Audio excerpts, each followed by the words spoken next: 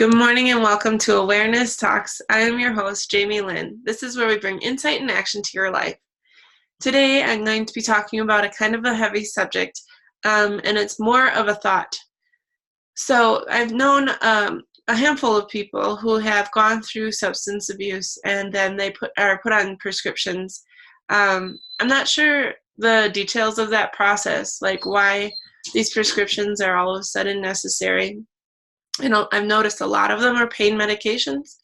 And I think that in some conversations somewhere, we have this idea that we don't have to feel our emotional pains and we don't have to feel our physical pains because life is not meant to be painful.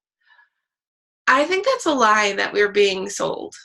Pain represents a warning of some kind, like the body needs help in some way. And I'll share a story. I was feeling guilty about something, and my knees have been in pain probably every single day of my life. I mean, I don't remember a day where my knees didn't crack and crinkle, or if I put pressure on them, the joint itself didn't hurt in some way. But since I was a little kid, it was happening, so I figured, well, maybe that's just the way my knees are designed. So I dealt with it, and I put up with it. Well, when I was immersing myself in guilt and the conversations of overwhelm, so thinking that all of this stuff had to get done now and I'm the only one to do it, and no one can help me and I'm all alone, that would be my personal conversation of overwhelm. I noticed that the knee pain that was slight or slightly irritated. So I got a new dog and I was walking him on the same side of my body. So my wrist, my elbow, my shoulder, my hip, and my knee all on the same side, and I believe my ankle too. All of these major joints, they hurt because he was yanking so hard. So I'm attributing it to that. So I could just not walk him on that side and I should be fine. Well, okay, so I had the physical already, and then I had the emotional. And then all of a sudden, the physical pain was just explosive. Like I almost fell to the ground and I couldn't actually bend my knee because it was making it worse to bend it. The pain was just intense, crazy intense. The first thing I did was sat down, laid down, put my joint straight. I did not once go to get a Tylenol or a pain reliever. I didn't even think to do ice or heat at that point.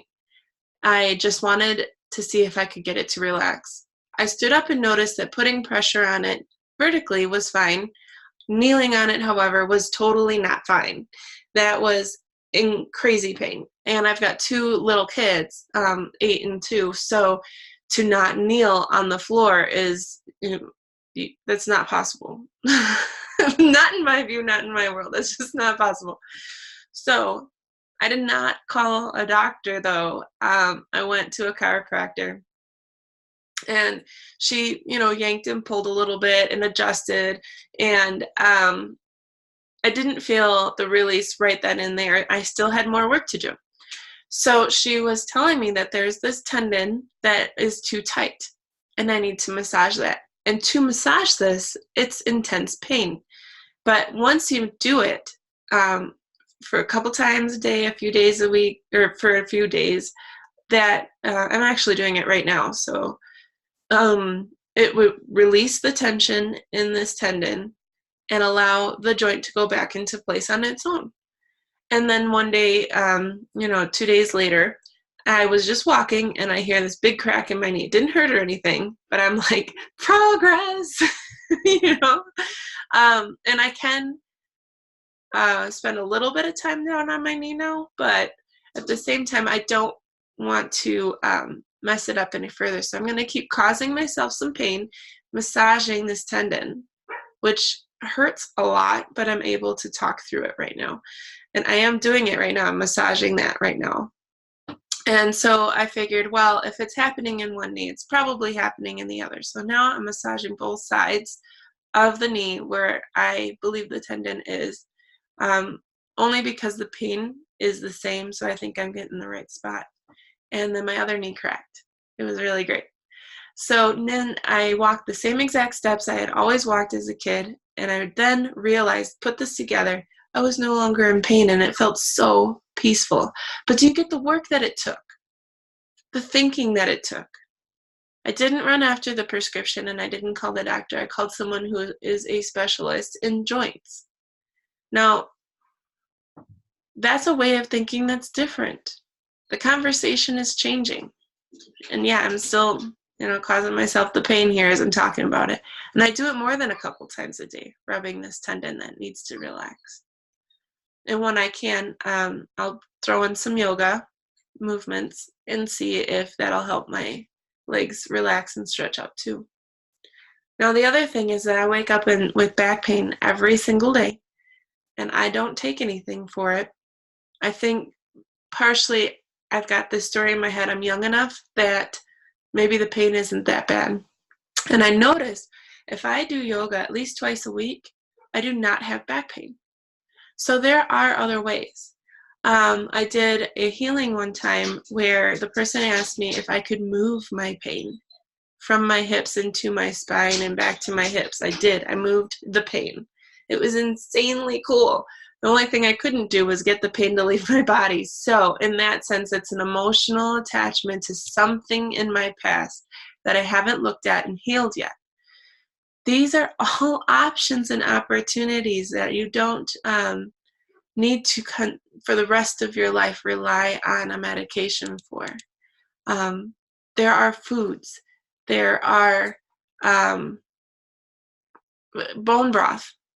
I make bone broth. Myself at home. I make bone broth. I don't go out and buy it. I could do a video on that.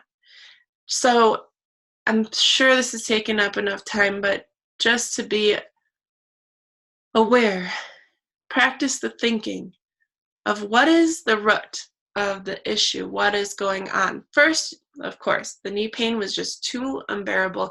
I could not look at the emotional root at that point because the knee was screaming, help me, I'm misaligned, I need help. So I went and got that aligned. But what is it? So for me, I held on to guilt. I noticed that the guilt I was experiencing made my knee pain flare up. Put that connection together. See what it does. Try it out for yourself. Don't believe me. Do it yourself. So where else, I had to have held on to guilt, if that's the case, if that is the only meaning, and that's a place to start. It doesn't mean it's it doesn't mean it's the cure-all. It's a place to start. So if guilt is sitting in my knees, where else have I felt guilty? Again, I said I had the pain when I was a kid. So I have to look back to my childhood. Where was the guilt? I have to acknowledge it, discover something for myself, declare that I'm done with it, and take actions on it. Treating my knees better, changing the way I think so that the guilt doesn't sit with me. Now I call this ADDA. Acknowledge, discover, declare, take action. ADDA, A-D-D-A. Acknowledge, discover, declare, take action. The action part is the chiropractor.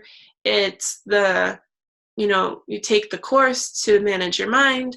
You exercise, you drink the bone broth, you find foods that are good for the joints. This is just talking about knee pain, right?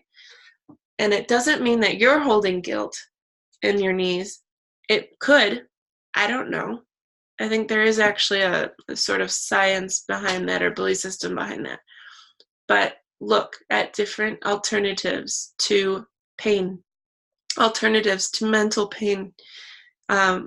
All my videos are based on that kind of stuff. To baby step you out of needing prescriptions if you choose that path.